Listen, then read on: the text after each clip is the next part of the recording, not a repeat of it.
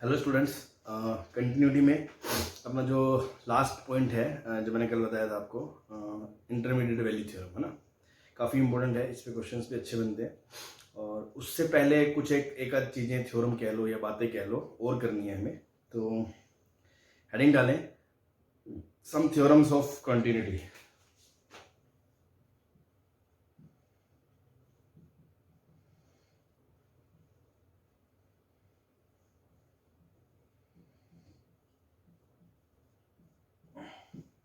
ठीक है, तो सबसे पहला है,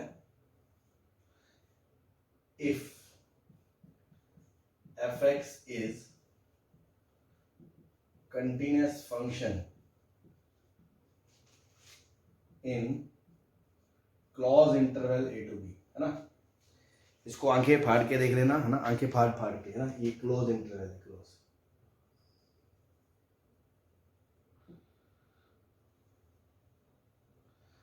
ठीक है ना। Then first point, fx will have range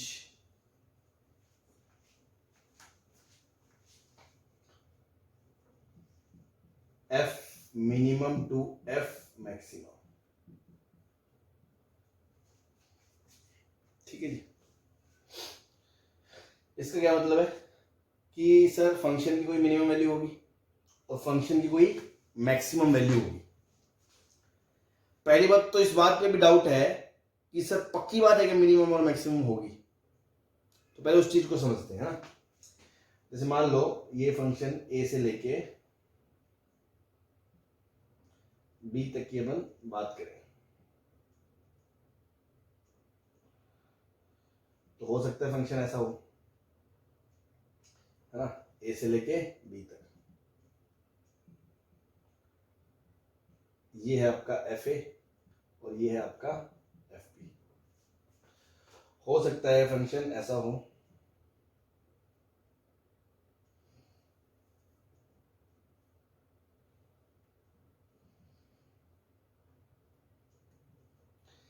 ये है आपका एफ बी और ये आपका एफ ए। तो ये क्या है, एफ मैक्सिमम, और ये क्या है, एफ मिनिमम। इस केस में यही क्या है, एफ मैक्सिमम, और यही क्या है, एफ मिनिमम।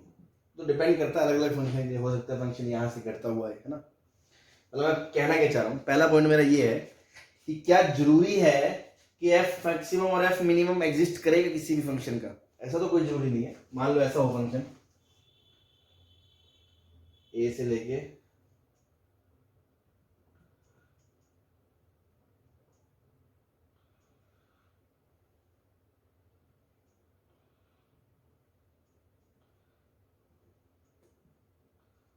ये आपका एफ ए हो गया, ये आपका एफ बी हो गया, ये आपका एफ मिनिमम हो गया, और इस केस में मैक्सिमम वैल्यू क्या, डज नॉट एग्जिस्ट। मैक्सिमम कहां तक जा रहा है, इन्फिनिटी तक जा रहा है, तो डजंट एग्जिस्ट। हो सकता है ऐसा हो जाए,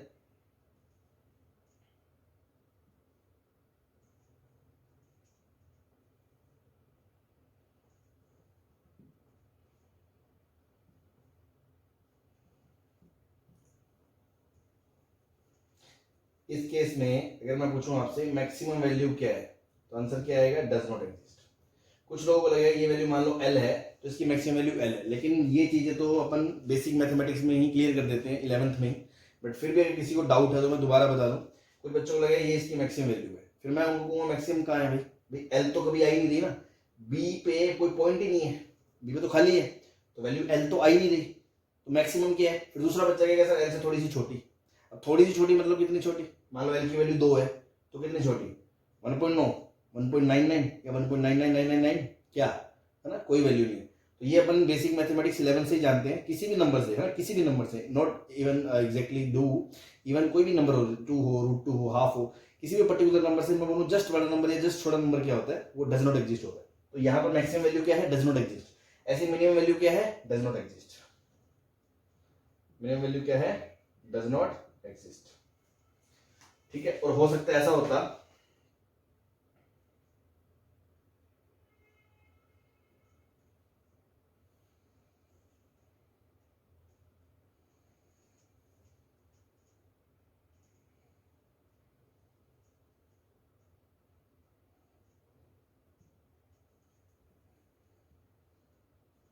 ठीक। तो मैं आपको बताना क्या चाह रहा हूं, मैं आपको ये बताना चाह रहा हूं कि यहां पर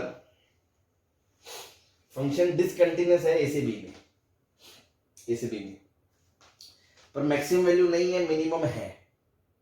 ऐसे किसी में हो सकता है मिनिमम ना हो मैक्सिमम हो, जैसे ये केस है, इसमें मिनिमम भी नहीं है मैक्सिमम भी नहीं है। जैसे ये केस है, इसमें मिनिमम वैल्यू है और मैक्सिमम वैल्यू भी है, लेकिन ये सारे फंक्शन क्या है, डिसकंटिन्यूअस है। तो डिसकंटिन्यूअस है तो कोई थ्योरम नहीं है, हो भी सकता है नहीं भी हो सकता है, डिपेंड करता है पर्टिकुलर एग्जांपल पे, पर्टिकुलर क्वेश्चन पे।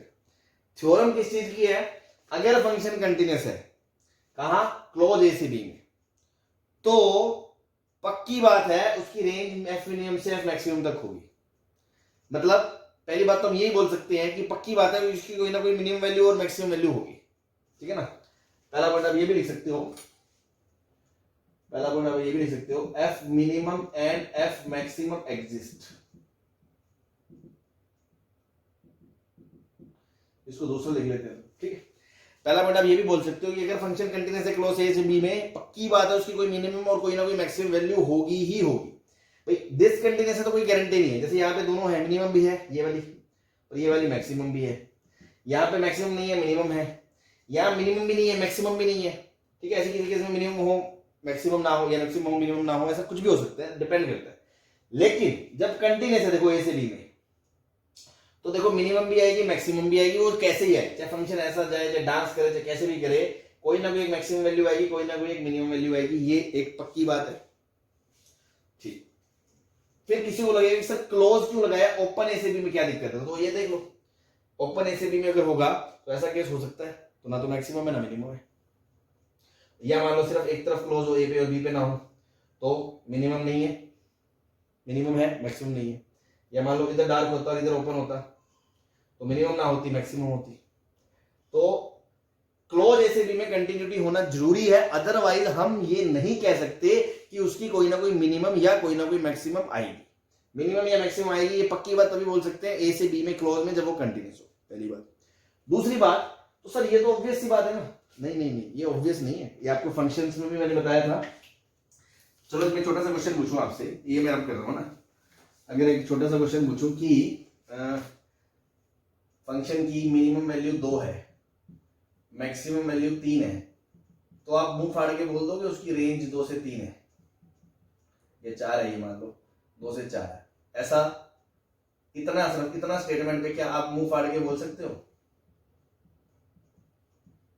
नहीं बोल सकते। क्यों?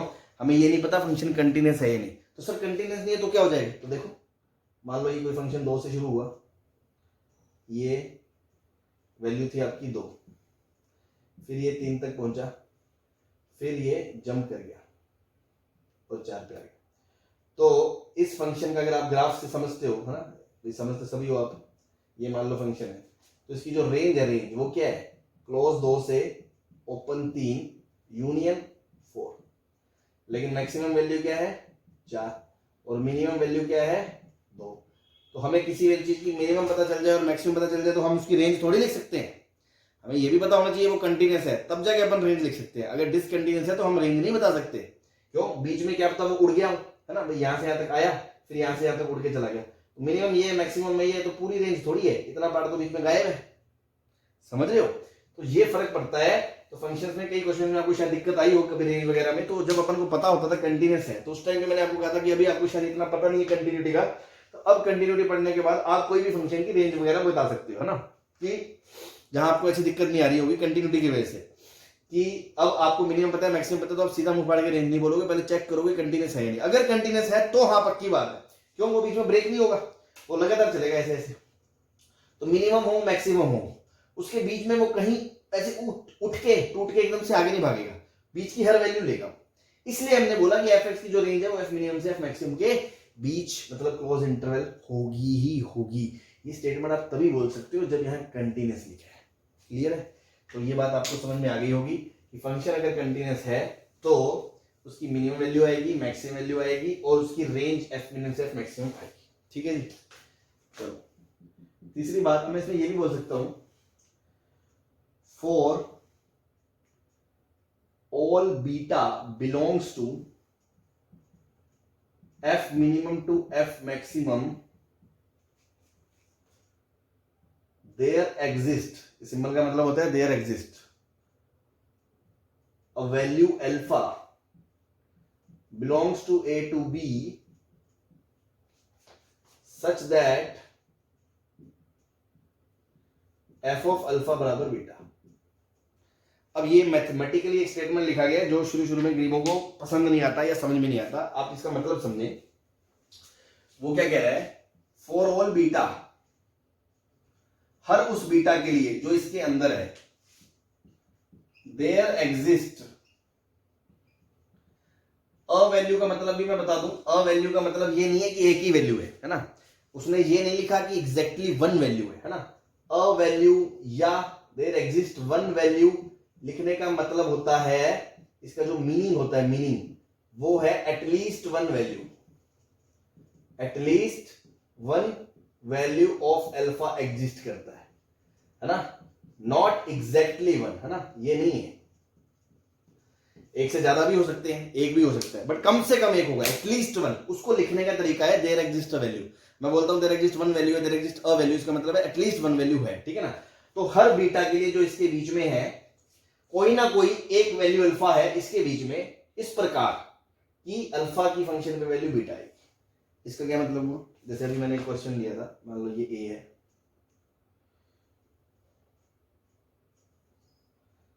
ये बी है,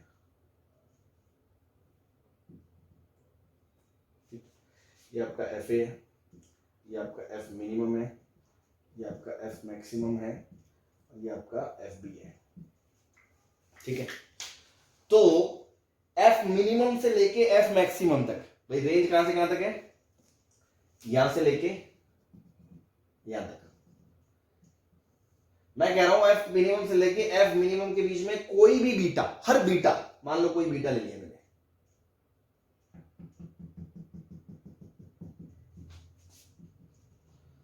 के लिए कोई ना कोई अल्फा, कम से कम एक अल्फा ए से बी के बीच में, ए से बी के बीच में कोई ना कोई एक अल्फा आएगा कि एफ की अल्फा की वैल्यू बीटा होगी। तो देखो ये एक वैल्यू आ रही है अल्फा वन वैल्यू बीटा, ये एक वैल्यू आ रही है अल्फा टू, ये एक वैल्यू आ रही है अल्फा थ्री। तो कम से कम एक अल्फा कहा था, भगवान की दया से कृपा से तीन तीन आ रहे हैं, that is a different thing. मान लो केस ऐसा होता, सपोज ये ए है, ये बी है, फंक्शन आपका ऐसा होता,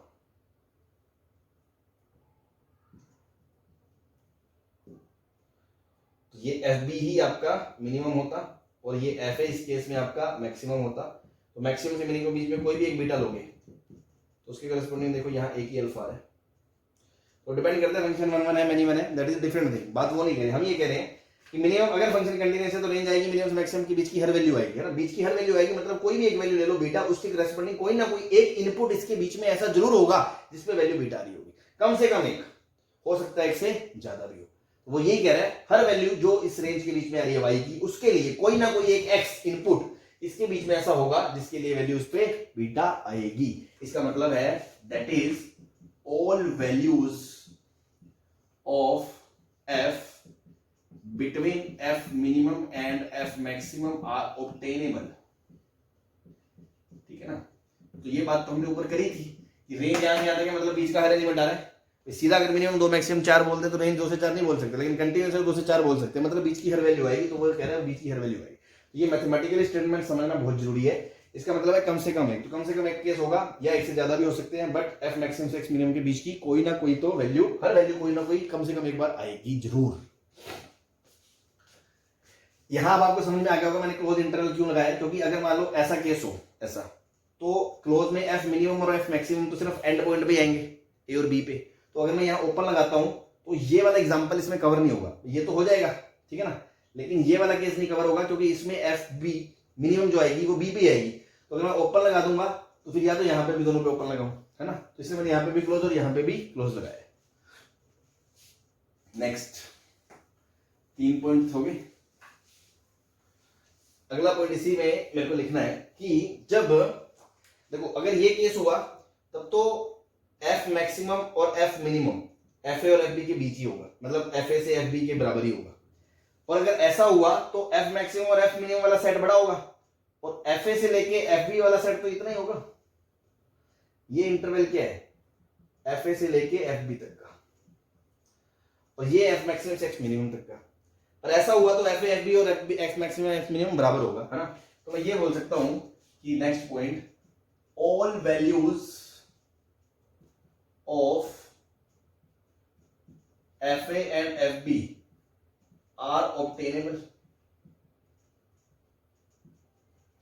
मतलब इसमें मैं मान के चल रहा हूं कि एफ ए जो है वो छोटा है एफ बी से, ठीक है ना। तभी मैंने मतलब ये वाला केस लिया है, रेंज यहां से लेके यहां तक। इंटरवल में पहले नंबर छोटा लिखते हैं ना, इसलिए मैंने मान लिया कि एफ ए छोटा नंबर है एफ बी से। अगर मैंने मान ही लिया तो मैं ये कहना चाह रहा हूं कि एफ ए छोटा नंबर है तो छोटे से लेके बड़े तक की सारी वैल्यू, भाई यहां तक से लेके यहां तक के बीच की जब तुम कह रहे हो हर एक वैल्यू आएगी किसी ना किसी एक इनपुट के लिए, तो इसके बीच का कोई भी इंटरवल उठा लो। इस केस में ये रेंज इसके बराबर होगी और इस केस में इसका छोटा है, सबसेट है ना ये, तो इसके बीच की भी कोई भी एक वैल्यू ले लो, उसके करस्पॉन्डिंग कोई ना कोई कम से कम एक अल्फा आएगा, है ना।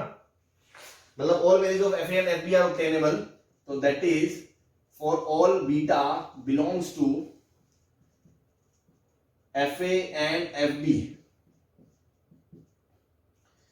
There exist alpha belongs to a to b such that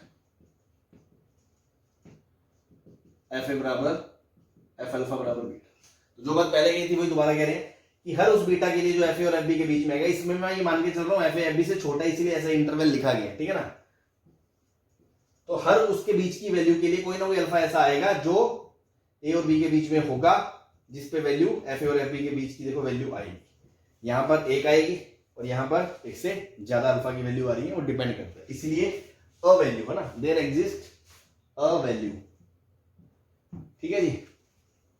चलो अब अपन बात करते हैं, ये कुछ पॉइंट्स थे थ्योरम टाइप मान लो जो हमें कंटिन्यूटी पे पता होनी चाहिए थी। नाउ नेक्स्ट जो मेन थ्योरम है इसकी उस पर बात करते हैं, that is आईएमपीटी।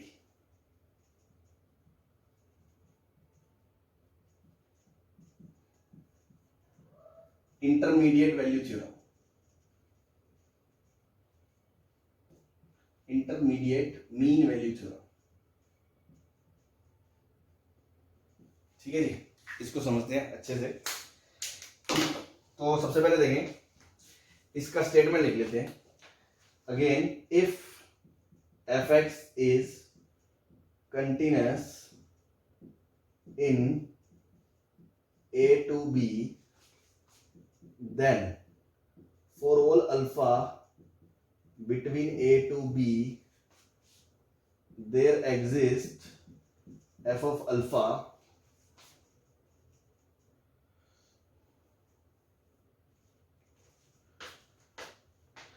for alpha continuous in a to b such that f of alpha is equals to f of a plus f of b by, ठीक है ना। क्या बोला हमने यहां पे कि अगर f कंटिन्यूअस फंक्शन है, ठीक है ना, अगर f आपका कंटिन्यूअस फंक्शन है तो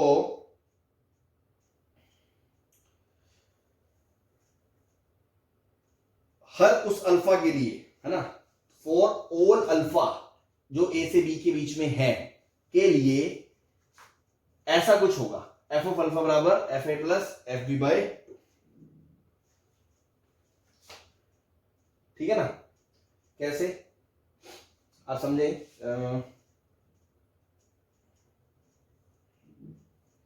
मान लो ऐसा केस हुआ ए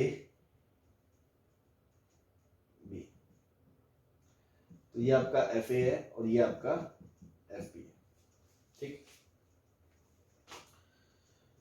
तो देखो हर अल्फा ए से बी के लिए, ए से बी के बीच में कोई भी अल्फा ले लो, आप f a plus f b by two की बात करोगे तो देखो ये एफ ए है, ये एफ बी है, तो इनका जो मीन होगा वो बीच में होगा। ये क्या लिखा है, mean of f a and f b. तो इसके लिए कोई ना कोई तो ये इनपुट आएगा ना, अल्फा। तो हर अल्फा जो ए और बी के बीच में आ रहा है उसके लिए f a plus f b by two value आएगी। मान लो ऐसा होता, ये होता एफ ए और ये होता एफ बी, तो ए और बी के बीच में देखो ये आएगा आपका f a plus f b by two. तो इसके बीच के लिए अल्फा आ रहा है, ए से बी में अल्फा आ रहा है।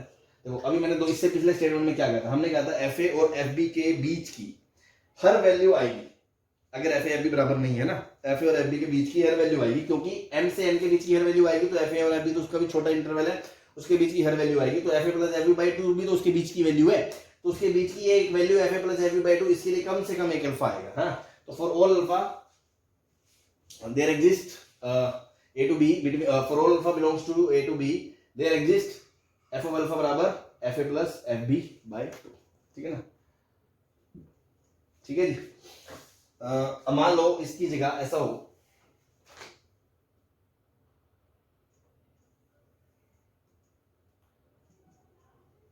ये a है ये b है, तो देखो ये आपका f a है और ये आपका f b है, तो इसके बीच में होगा f a plus f b by 2। देखो ये कहाँ मिल रहा है, एक तो यहाँ मिल रहा है अल्फा 3 पे, एक यहाँ मिल रहा है अल्फा 2 पे, और एक यहाँ मिल रहा है अल्फा 1 पे। तो ए से बी के बीच में 3 इनपुट आ गए जिसपे ये वैल्यू मिल रही है f a plus f b by 2। तो एक भी हो सकता है और एक से ज्यादा भी हो सकता है। बट अब यहाँ क्लोज इंटरवल लगाने का जो पर्पज है उसका रीजन ये है, मान लो क्वेश्चन ऐसा होता,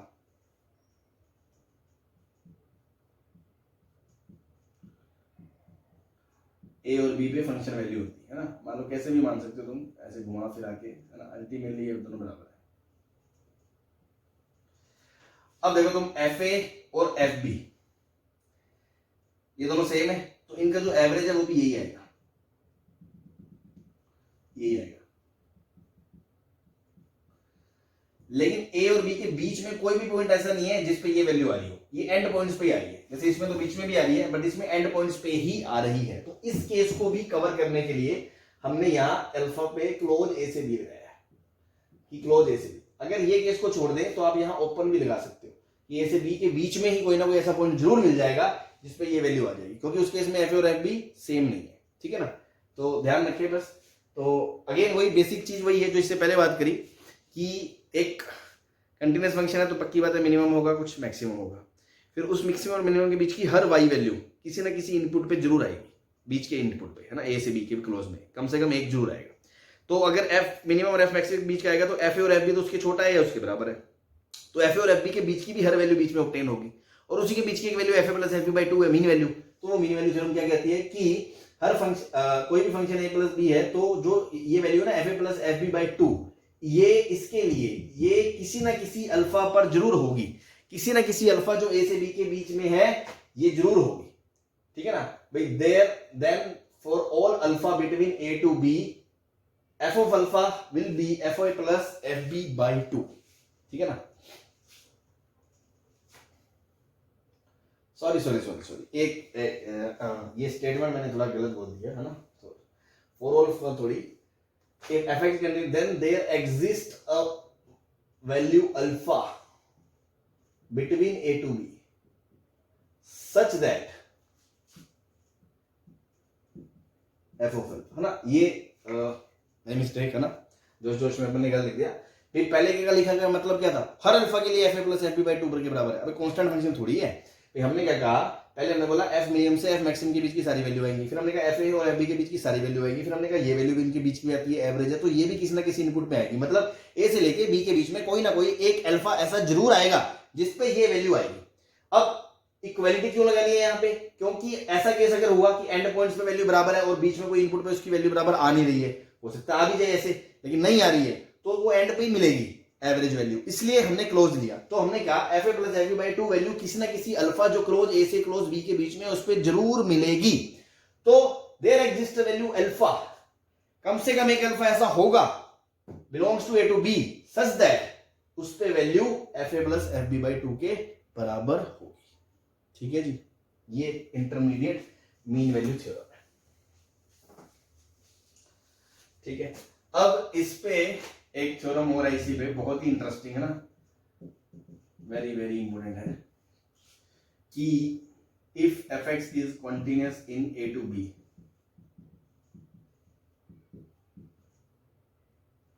and f a into f b is negative then there exists a number या value alpha belongs to A to B such that f of alpha बराबर 0। ठीक है जी, अब देखो इसका क्या मतलब है। इसका मतलब फंक्शन कंटिन्यूअस है ए से बी में, ए से लेके बी तक फंक्शन कंटिन्यूअस है और f a into f b negative है, मतलब ए और बी पे दोनों का साइन अपोजिट है। मतलब अगर ए पे वैल्यू नेगेटिव है तो बी पे वैल्यू पॉजिटिव है। रास्ते में एक्स एक्सिस को क्रॉस करना पड़ेगा उसको, तो यही तो हम कह रहे हैं। अगर ए पे वैल्यू नेगेटिव है बी पे पॉजिटिव है, या ऐसा है ए और बी, ए पे पॉजिटिव है बी पे नेगेटिव है, ठीक है, तो कम से कम एक वैल्यू बीच में आएगी जिसपे वो एक्स एक्सिस को कट करेगा, मतलब जिसपे फंक्शन की वैल्यू 0 होगी। तो वही हम कह रहे हैं, अगर फंक्शन ए से बी में क्लोज में कंटीन्यूअस है और f a into f b negative है तो कम से कम एक नंबर आएगा ए से बी के बीच में सच दैट एफ ऑफ अल्फा बराबर 0 आएगा। सर फिर यहां क्लोज यहां ओपन क्यों लिया? इसका रीजन ये है क्योंकि यहां पर हमने एक एक्सट्रीम केस लिया था ऐसे वाला कि जिसमें एफ ए और एफ बी की दोनों वैल्यू एक्सट्रीम थी, बीच में कोई इनपुट पे नहीं आ रही थी, तो f a plus f b by 2 भी यही होगी और वो ए से बी के बीच के किसी अल्फा पे नहीं आ रही, एंड पॉइंट पे आ रही है। बट यहां क्या है, f a into f b less than 0 है, f a into f b 0 तो है ही नहीं, मतलब ना तो ए पे वैल्यू 0 है ना बी पे वैल्यू 0 है, तो ए और बी दोनों ही नॉन जीरो है, मतलब एक्स एक्सिस के ऊपर कोई नहीं है, तो ए और बी दोनों या तो मतलब ऊपर नीचे है, तो एक ऊपर एक नीचे होगा क्योंकि तभी तो दोनों पे साइन अपोजिट होगा, तो एक ऊपर है एक नीचे और कंटिन्यूअस है, तो यहां इन दोनों के बीच में ही एग्जैक्ट किसी ना किसी बीच में, इसलिए ओपन इंटरवल लगा दिया क्योंकि क्लोज ए और बी के बीच नहीं आ सकता ना, क्योंकि ए और बी पे वैल्यू 0 है ही नहीं, तो ओपन ए से बी के बीच में कोई ना कोई अल्फा आएगा जिस पे वैल्यू 0 होगी। अब अगेन इसका मतलब है कम से कम एक अल्फा है ना, एटलीस्ट 1 है, एक से ज्यादा भी आ सकता है। हाँ सर क्या दिक्कत है, देखो मान लो ऐसा है, ये ए है ये बी है, बी पे वैल्यू ये है, ए पे वैल्यू ये है, और फंक्शन आपका ऐसा है, तो देखो ए पे नेगेटिव बी पे पॉजिटिव, यहाँ पे f a into f b क्या नेगेटिव है और फंक्शन कंटिन्यूअस है, तो देखो कितने रूट आ रहे हैं, 1 2 3 4 5 रूट आ रहे हैं। कम से कम एक उसकी वैल्यू आएगी अल्फा सच दैट वो उस पे कट करेगा। तो सर कंटिन्यूअस होना जरूरी है क्या? हाँ, अभी डिसकंटिन्यूअस हुआ तो फिर तो काम ही खत्म हो जाएगा। मान लो ये ए है और ये बी है, ए पे वैल्यू तुमने ये दिखा दी हो और ये लो, तो देखो a into f b, f into f b negative है बट इसके बीच में कोई रूट नहीं है। इसका क्या मतलब है, अगर वो डिसकंटिन्यूअस हुआ तो वो इस तरह से गेम खेल सकता है ना कि नीचे है और चलता चलता ऐसे जंप कर गया लो और फिर ऊपर चला गया, तो f a into f b पे अपोजिट साइन होने के बावजूद इस बात की गारंटी नहीं है कि बीच में रूट होगा या नहीं, हो भी सकता है नहीं भी हो सकता, तो थ्योरम उसके लिए तो कह नहीं रहे, थ्योरम तो कंटिन्यूटी फंक्शन के लिए कह रहे हैं, डिसकंटिन्यूअस के लिए तो हम कोई कमेंट ही नहीं कर रहे, ठीक है ना। तो डिसकंटिन्यूअस फंक्शन के लिए कोई बात नहीं कर रहे, तो कंटिन्यूअसली की थ्योरम की बात कर रहे हैं कि अगर फंक्शन कंटिन्यूअस है क्लोज ए से बी में, क्लोज ही क्यों जरूरी है वो भी देख लिया आपने। यहां देखो फंक्शन ए से बी में ओपन में कंटिन्यूअस है बट क्लोज में नहीं है, बस एक पॉइंट को छोड़ के, तो ओपन में क्या क्लोज में होना जरूरी है ना, ये एकदम आंखें फाड़ फाड़ के एकदम बड़ा बड़ा। तो इसमें अगर कंटिन्यूअस है और f a into f b पे साइन अपोजिट है, नेगेटिव है, तो पक्की बात है कम से कम एक अल्फा ए से बी के बीच में आएगा जिसपे वैल्यू 0 होगी। इसी चीज को बोलने का तरीका ये भी है, there exist number alpha such that f x बराबर 0 हैज 1 रूट।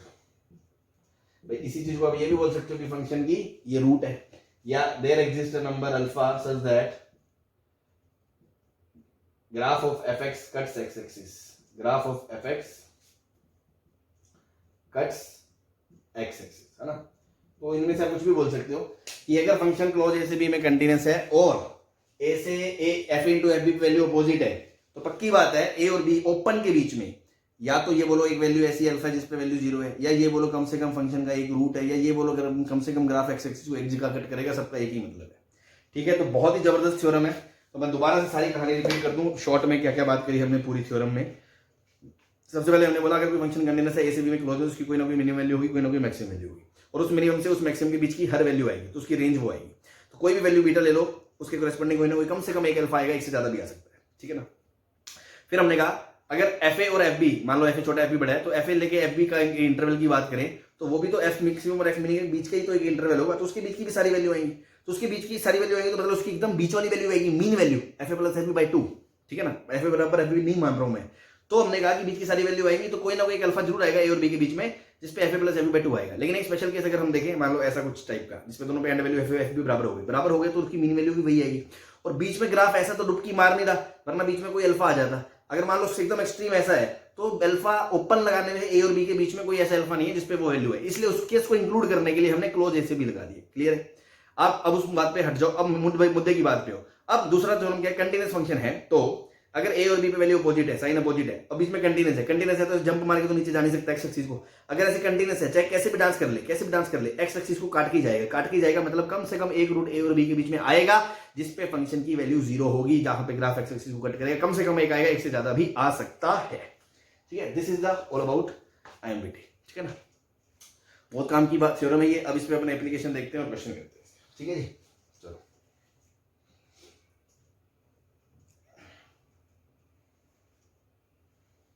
चलो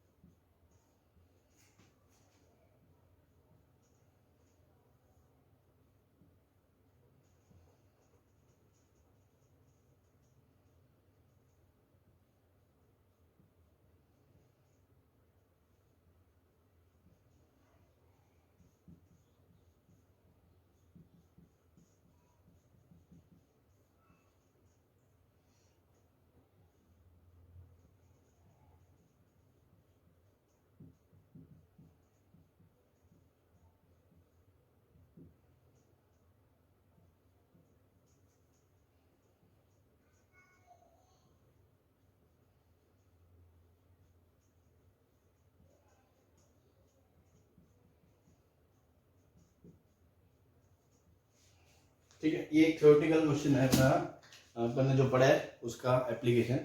पहला है IMVT is applicable in A to C, IMVT is applicable in A to B, IMVT is applicable in B to C। True false बताना है। फिर है using, बस सभी ट्रू फॉल्स ही बताने हैं। अगला है यूजिंग IMVT इन A to B there exist alpha between A to B such that f of alpha बराबर f plus f by 2 होगा। फिर है using IMBT there exist alpha between B to C such that f of alpha बराबर f plus BC by 2 है ना, ये IMBT है ना। तो आपको क्या बताना है, ट्रू फॉल्स बताना है। तो देखो सबसे पहले IMBT is applicable A to C, A से लेके C तक फंक्शन कंटीन्यूअस है, नहीं है, B पे डिसकंटीन्यूअस है, तो आंसर है फॉल्स, नॉट एप्लीकेबल। A से B में फंक्शन कंटीन्यूअस है, हाँ भाई इस पे जवाब तो कंटीन्यूअस होगा, क्योंकि आपको पहले बताया था अगर इन जनरल फंक्शन की बात करें बी पे फंक्शन कंटीन्यूअस है, नहीं है, डिसकंटीन्यूअस है, बट ए से बी क्लोज इंटरवल मतलब बस आपको यहां तक देखना है, तो बी पे क्या देखोगे, लेफ्ट कंटिन्यूटी, लेफ्ट कंटीन्यूअस है, हाँ है, तो क्लोज इंटरवल ए से बी में बी पे वो फंक्शन कंटीन्यूअस कहलाएगा, तो IMBT इस पे लग जाएगी, बी टू सी पे नहीं लगेगी, क्यों, बी टू सी में बी पे राइट कंटिन्यूटी देखनी पड़ेगी, तो वो आपका राइट कंटीन्यूअस नहीं। अब using IMBT in a to b है ना, there exist number A to B such that f of alpha बराबर fa plus fb by 2, तो देखो ये आपको पता है ये fa है और ये आपका fb है, ठीक है, तो दोनों के बीच का एवरेज यहाँ होगा कहीं fa plus fb by 2, ठीक है, और ये आपको दिख रहा है ये अल्फा है, और वैसे भी ये तो क्या लिखा है IMBT तो लिखी है कि अगर कोई फंक्शन कंटीन्यूअस है A से B में तो कोई ना कोई अल्फा बीच में आएगा, वहां से आपने क्लोज लिखा था तो कोई दिक्कत नहीं है, क्लोज का तो एक एक्सट्रीम केस था, इस केस में तो क्लोज की जरूरत नहीं है, तो ओपन ए से बी के बीच में कोई ना कोई अल्फा आपको दिख रहा है सच दैट उसकी उस पे वैल्यू उन दोनों के मीन के बराबर है, हाँ ट्रू है IMBT सही।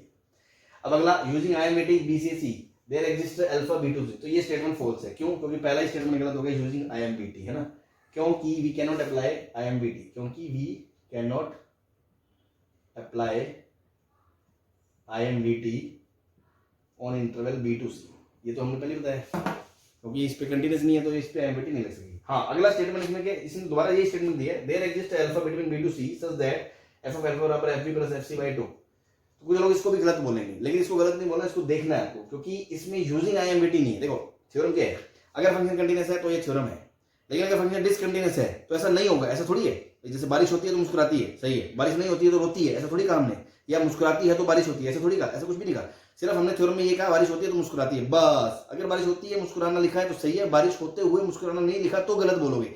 अब बारिश ही नहीं हो रही मतलब फंक्शन ही डिसकंटीन्यूअस है, तो आप कोई कमेंट नहीं कर सकते IMBT से, IMBT का कोई रोल नहीं है, तब तो आप जनरल एग्जांपल को देखो, तो इस केस को देखो, ये आपका FB है,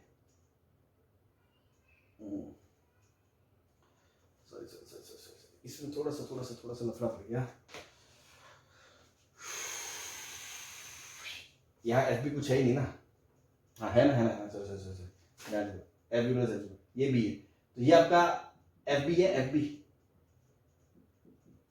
और ये आपका FC है, और इन दोनों का बीच का मीन का होगा, बीच में होगा कहीं FB प्लस FC बाई 2, और FB प्लस FC बाई 2 ये यहाँ पे मिल रहा है कहीं अल्फा पे, तो कोई ना कोई B और C के बीच में अल्फा है जिसपे ये वैल्यू मिलेगी आपको FB प्लस FC बाई 2, तो स्टेटमेंट ट्रू है।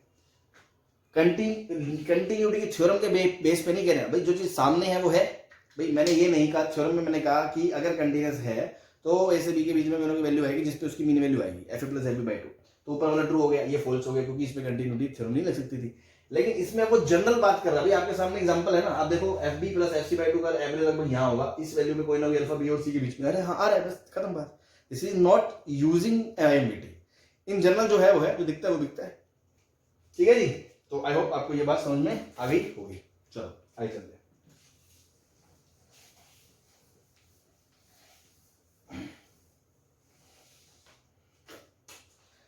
नेक्स्ट क्वेश्चन है ना, बोर्ड में कैसा क्वेश्चन आएगा, वेरीफाई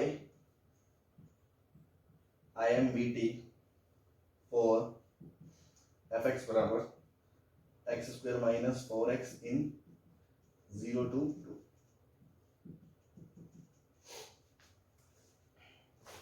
या हो गएगा find C of IMBT for fx, ठीक है ना भाई, ऐसे भी क्वेश्चन दे सकता है या ऐसे भी दे सकता है कि उसका C निकालो IMBT का, या वेरीफाई करो थ्योरम को, तो बस बोर्ड में आपको क्या करना है, वेरीफाई करके दिखाना होता है। तो थ्योरम क्या कहती है, क्योंकि fx is continuous in 0 to 2, क्योंकि कंटिन्यूअस क्यों है, क्योंकि fx क्या है, पॉलिनोमियल है, और पॉलिनोमियल फंक्शन हमेशा ही कंटिन्यूअस होता है, तो ये कंटिन्यूअस है क्लोज 0 से 2 में, इसलिए कोई ना कोई C अल्फा बिटवीन 0 to 2 ऐसा होगा इसलिए there exist alpha between 0 to 2 such that f of alpha, है ना, या एफ ऑफ सी बोल रहे हैं वो, है ना, सी बोल रहे हैं, मतलब ये सी बोल दो इसको, f of c is equals to क्या होगा, f of 0 plus f of 2/2। तो 0 पे वैल्यू रखोगे एक्स स्क्वायर माइनस 4x में 0, 2 रखोगे, 2 दूनी 4 माइनस 8 बटा 2, तो 4 माइनस 8 माइनस 4 बटा 2, वैल्यू कितनी आ गई -2। मतलब कोई ना कोई सी ऐसा होना चाहिए 0 से 2 के बीच में जिसपे वैल्यू ये है। तो पहले तो आपने ये वैल्यू निकाल ली, अब वो सी निकाल के दिखाओ आप, चाहे वेरीफाई करना चाहे सी पूछे, दोनों में ये काम करना है। तो एफ सी बराबर सी स्क्वायर माइनस 4c बराबर -2, c square minus 4c plus 2 is equal to 0। तो सी यहां से निकालोगे -b plus minus b square minus 4ac upon 2 है। तो ये आएगा 2 प्लस माइनस 16 माइनस 8 √8, 8 को 2 √2 लिखोगे, 2 से 2 कट जाएगा, √2 आ जाएगा। तो देखो एक आंसर आया 2 माइनस √2, एक आया 2 प्लस √2, लेकिन हमारा जो सी है वो 0 से 2 के बीच में ही होना चाहिए, तो ये वाला रिजेक्ट हो जाएगा क्योंकि ग्रेटर देन 2। तो आपका फाइनल आंसर ये आएगा सी बराबर 2 माइनस √2। तो देखो वेरीफाई भी हो गया, अगर सी पूछे तो आंसर भी आ गया कि 0 से 2 में ये फंक्शन कंटिन्यूअस था। तो कोई ना कोई एक वैल्यू, कम से कम एक वैल्यू आएगी, एक से ज्यादा आती है तो हमें कोई दिक्कत नहीं है, बट कम से कम एक वैल्यू 0 से 2 के बीच में जरूर ऐसी आएगी जो जिसपे वैल्यू क्या होगी, F of 0 plus f of 2/2 का मीन वैल्यू लेगी उसकी, ठीक है ना। यही IMVT थी, तो बस ये अपना काम हो गया। चलो बोर्ड टाइप में इस तरह क्वेश्चन आता था। चलो नाउ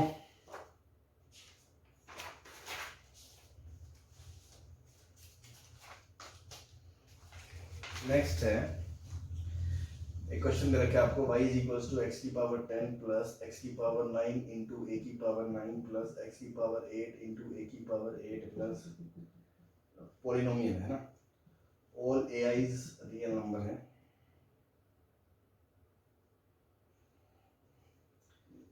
f ऑफ 0 आपको 1 दे रखा है, f ऑफ 1 आपको -1 दे रखा है, f ऑफ 0 -1 दे रखा है, f ऑफ 1 आपको 1 दे रखा है और f ऑफ 2 आपको -1 दे रखा है। और वो आपसे पूछेगा find minimum number of roots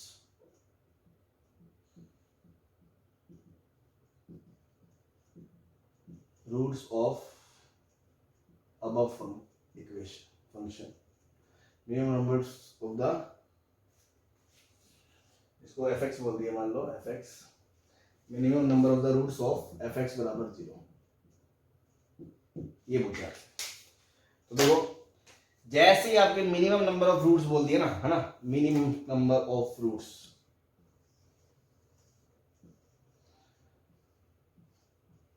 दिमाग में क्या चलना चाहिए, IMVT, ये ट्रिक है, ठीक है ना, दिमाग में IMVT ही चलनी चाहिए एक बार अभी के लिए। आगे थ्योरम पढ़ लेंगे, एक दो चीजें डिफरेंशिएबिलिटी के बाद, तो उन पे भी बात करेंगे। अभी आज तक बस यही पढ़ा है, यही है अभी के लिए। क्वेश्चन आ जाए तो मिनिमम नंबर पे यही सोचना है, ठीक है जी। चलो अब आप ध्यान से देखो, ये एक इवन डिग्री पॉलिनोमियल है।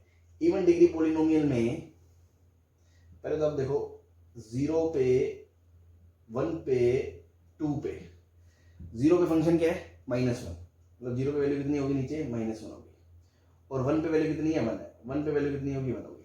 तो अभी हमने IMVT पढ़ी, क्योंकि fx इज कंटिन्यूअस है क्योंकि पॉलिनोमियल है, and f of 0 into f of 1 negative है, इसलिए at least 1 root for x belongs to 0 से 1, कम से कम एक रूट तो 0 से 1 के बीच में आएगा, इससे ज्यादा भले आ जाए। मतलब हो सकता है कि फंक्शन इसके बीच में से 3-4 बार डांस कर ले, या अपन तो कम से कम माने, कम से कम, है ना, 0 पे वैल्यू नेगेटिव है और 1 पे पॉजिटिव है, तो कम से कम एक रूट आएगा, है ना, एटलीस्ट 1 रूट। ऐसे ही 1 पे पॉजिटिव है, 2 पे नेगेटिव है, तो 1 से 2 के बीच में भी कम से कम रूट आएगा। अब ध्यान से देखो, x की पावर 10 है ना, तो इनफाइनाइट पे ये इनफाइनाइट को जाएगा, इनफाइनाइट पे ये इनफाइनाइट को जाएगा, तो बीच में कहीं तो ऊपर गया ही होगा। कंटिन्यूअस फंक्शन ऐसे उड़ के तो ऊपर चला नहीं गया होगा, नीचे था 2 पे, तो कहीं तो आगे जाके एक्स एक्सिस को क्रॉस किया ही होगा। ऐसे इधर भी कहीं तो किया ही होगा, क्योंकि माइनस इन्फाइनाइट पे भी फंक्शन इन्फाइनाइट हो जाएगा, लीडिंग कोएफिशिएंट पावर 10 इवन। तो कम से कम एक रूट इधर आएगा, कम से कम एक इधर, कम से कम एक इधर, कम से कम इधर, तो मिनिमम रूट्स का आंसर कितना आ गया? 4 आ गया। ठीक है ना, अच्छा क्वेश्चन है, ध्यान रखा कि मिनिमम रूट्स की बात आई तो अपन ने आईएमवीटी का दिमाग लगाया। इन दोनों का प्रोडक्ट नेगेटिव है तो इनके बीच में कम से कम एक रूट आएगा, इन दोनों का नेगेटिव है इनके बीच कम से कम एक रूट आएगा। बाकी दो अपन ने कॉमन सेंस से सोचे, क्योंकि फंक्शन है पूरा डोमेन आर में डिफाइंड है, तो इनफाइनाइट माइनस इनफाइनाइट में ऊपर जाएगा, कंटीन्यूअस है, यहाँ 2 पे नेगेटिव है बीच में, तो नेगेटिव से ऊपर जाएगा तो क्रॉस करके जाएगा ना, 2 रूट वो कम से कम बहुत होंगे, 2 और 2 मिनिमम 4 होंगे, ज्यादा होंगे अलग बात है। मैक्सिमम से मैक्सिमम कितने हो सकते हैं? 10, है ना। nth डिग्री पॉलिनोमियल के nth रूट ही होते हैं मैक्सिमम, एग्जैक्टली होते हैं, मतलब रियल की बात कर रहे हैं तो मैक्सिमम रियल 10 हो सकते हैं। चलो ठीक है, अब एक पर्टिकुलर टाइप ऑफ प्रॉब्लम है जो सबसे इंपॉर्टेंट है ना। ये अभी तक तो हो गया थ्योरी समझी हमने, फिर उसका बेसिक एप्लीकेशन समझा, बोर्ड टाइप का क्वेश्चन सीखा, अभी जो क्वेश्चन करा चलो वो भी एक अच्छा क्वेश्चन था। अदरवाइज थोड़े से घुमावदार क्वेश्चन जो बनते हैं या थोड़ी सी बच्चों को जो दिक्कत आती है, वो जो अब मैं क्वेश्चन लेने जा रहा हूँ 3-4 क्वेश्चन मैं आपको करवाऊंगा, सेम टाइप के हैं, है ना। तो उन सबके लिए एक फंडा याद रखें, है ना।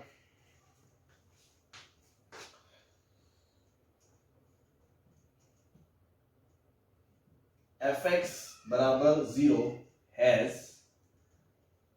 At least 1 root in a to b, ऐसा क्वेश्चन में अगर आ जाए, है ना। इफ क्वेश्चन में ऐसा आ जाए, या fx बराबर gx हैज एटलीस्ट 1 रूट इन, ऐसा आ जाए, ठीक है ना। एटलीस्ट 1 रूट आ जाए, 2 रूट आ जाए, मतलब मिनिमम रूट्स की बात हो जाए, या fc बराबर c का एक्सप्रेशन आ जाए यहां, है ना। c का कोई एक्सप्रेशन हो यहां और इधर fc लिखा हो, कि कम से come for at least 1 c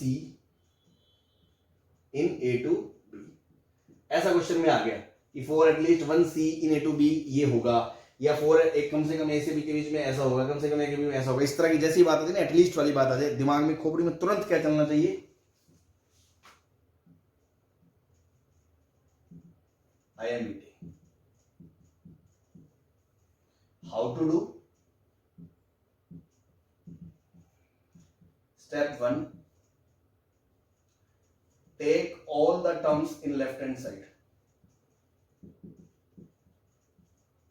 Step 2, consider it function fx, new function. Step 3, check continuity of fx. If fx continues in a to b and fa into fb less than 0, then has at least 1 root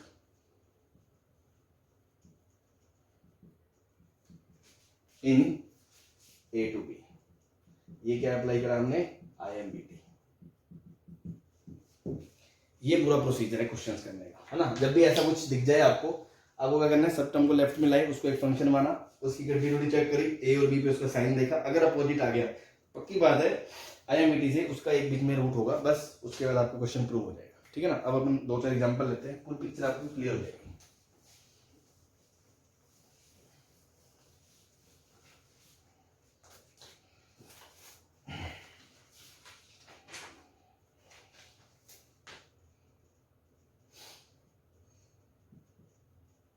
fx is continuous function and f of a is greater than a and f of b is greater than b less than b, then prove that there exists a number c between a to b such that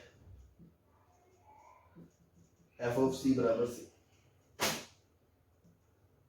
ठीक है, अभी मैंने आपको बताया था किस तरह की कैटेगरी है क्वेश्चंस में, या तो एटलीस्ट वन रूट वगैरह आएगा, या बोलेगा एटलीस्ट कम से कम एक सी के लिए ऐसा हो जाए, सी का एक्सप्रेशन आ जाएगा। तो वो देखो बात आ रही है एफ सी बराबर सी समथिंग समथिंग। तो मैंने क्या बोला था, सबको लेफ्ट में ले आओ, है ना। तो इसको लिखा हमने एफ सी माइनस सी बराबर 0।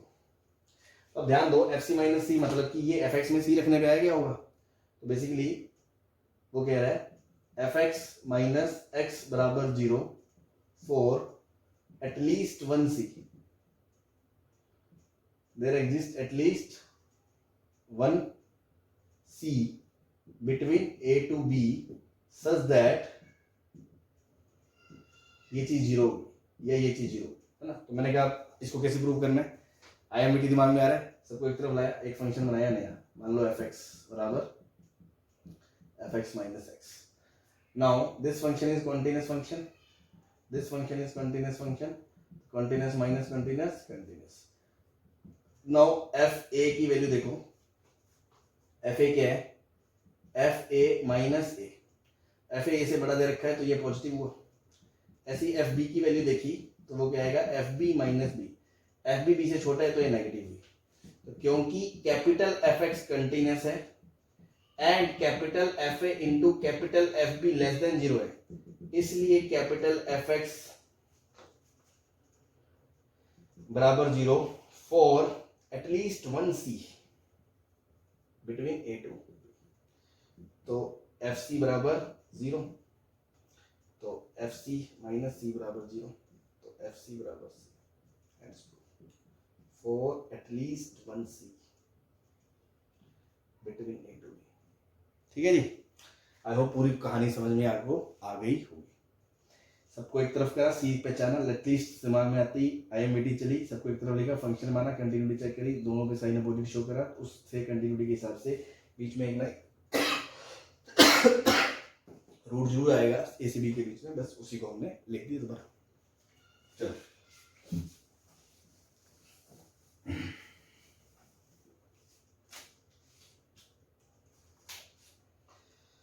नाउ sin x बराबर 1/1 plus x square has one root in, has a root in 0 to pi by 2।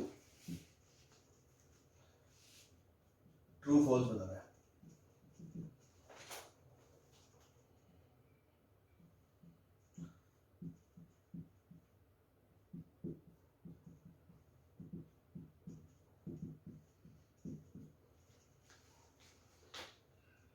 has at least one solution।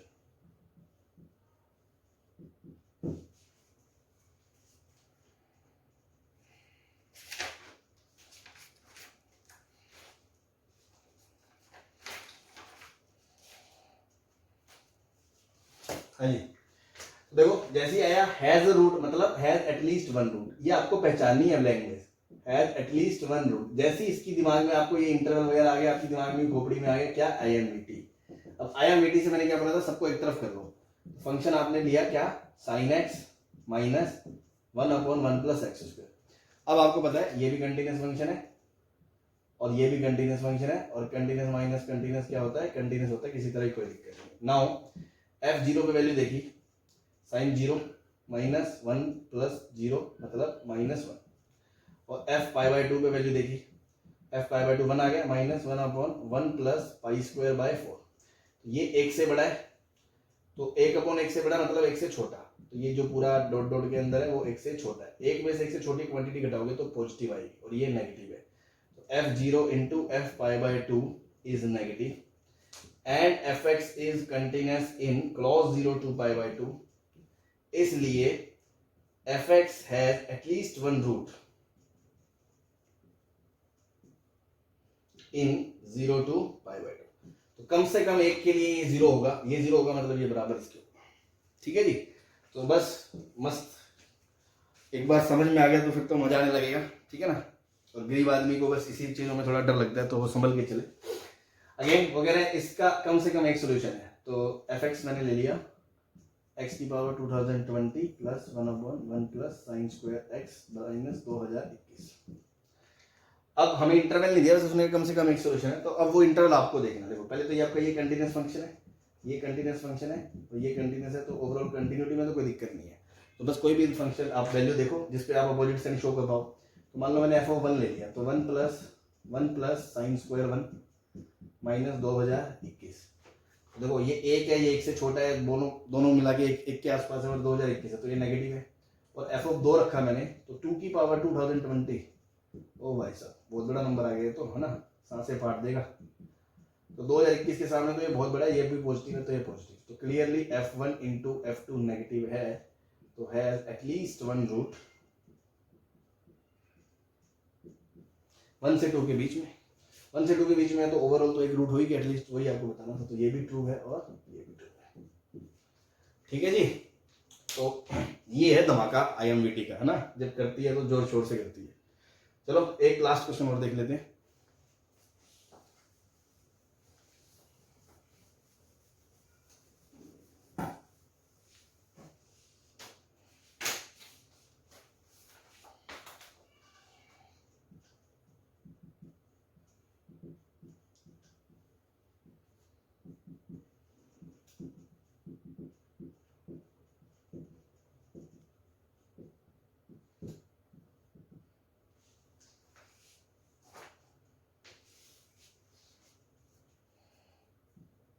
ये इसके बराबर है तो इसके मिनिमम नंबर ऑफ रूट बताने हैं। देखो वैसे तो अपन इस तरह क्वेश्चन कैसे करते हैं, ग्राफ से करते थे। जब भी दो अलग अलग तरह के फंक्शन आ जाए, अलजेब्राइक, ट्रिगो, दोनों ग्राफ बना लिए तो एग्जैक्ट कितने नंबर ऑफ पे इंटरसेक्ट कर रहे हैं अपन बता देते। लेकिन यहाँ एग्जैक्ट ग्राफ अपन नहीं बना पा रहे हैं ना, x sine x plus cos x का ग्राफ अपन नहीं जानते, और एक्स उधर भी नहीं जा रहा एक तरफ सारा का सारा, मतलब बिना ट्रिगो से मुक्त हुए, है ना। तो और वैसे भी मिनिमम हिंट देखते हैं, एक बार दिल से आवाज आनी चाहिए यार, IMVT IMVT IMVT IMVT, ठीक है ना। बस अब अपन ने देखा कि सबको एक तरफ कर लिया, तो फंक्शन ले लिया आपने क्या, x² minus x sine x plus cos x, continuous continuous into continuous continuous continuous, तीनों का सम भी कंटिन्यूस, कोई दिक्कत नहीं है। ठीक है, अब आपको मिनिमम नंबर ऑफ रूट बताने हैं। अगेन इंटरवल वगैरह दिए नहीं, कंटिन्यूस है, तो आपको अब तुक्का मारना है। अब ये सोचो कि इनफाइनाइट पे इसका क्या वैल्यू होगा, f की इनफाइनाइट पे वैल्यू क्या है, इनफाइनाइट होगी क्योंकि ये पॉजिटिव होगा।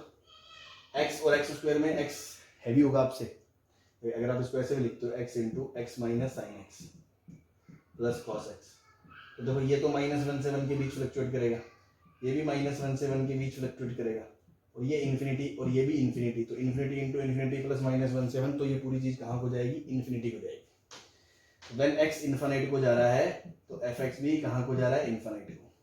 ऐसी x जब माइनस इन्फिनिटी को जा रहा है तो भी fx इन्फिनिटी को जा रहा है, ठीक है ना, क्योंकि ये माइनस और ये माइनस प्लस हो जाएगा। तो मतलब आप ऐसी फील लो, अच्छा इन्फिनिटी पे value infinite, minus infinity value infinite, और फिर देखो जीरो पे वैल्यू देखो इसकी क्या है, जीरो रखेंगे, 0 0 cos 0 कितना होता है 1, ये माइनस आएगा, माइनस cos 0 कितना आ रहा है -1, जीरो वैल्यू कितनी है -1। अब देखो फंक्शन कंटिन्यूस है, 0 पे -1 है, इधर इन्फिनिटी इधर इन्फिनिटी, तो कैसे भी जाए कम से कम एक बार तो जाएगा ही, वो अलग बात है 10 बार डांस कर जाए, ऐसे इधर भी कम से कम आएगा, कम से कम एक रूट, कम से कम एक रूट, एटलीस्ट 2 रूट तो मैं बोल ही सकता हूँ जो मुझे समझ में आते हैं, ज्यादा नहीं तो इस पे तो कमेंट कर ही सकता हूँ। ठीक है जी, चलो, so this is all about continuity and this was the last section of continuity, intermediate value theorem and its application, है ना, बहुत इंपॉर्टेंट है। आई होप आपको समझ में आ गया होगा। एंड नेक्स्ट जो अपन कल कंटिन्यू करने वाले हैं वो है फिर डिफरेंशिएबिलिटी। Okay, thank you.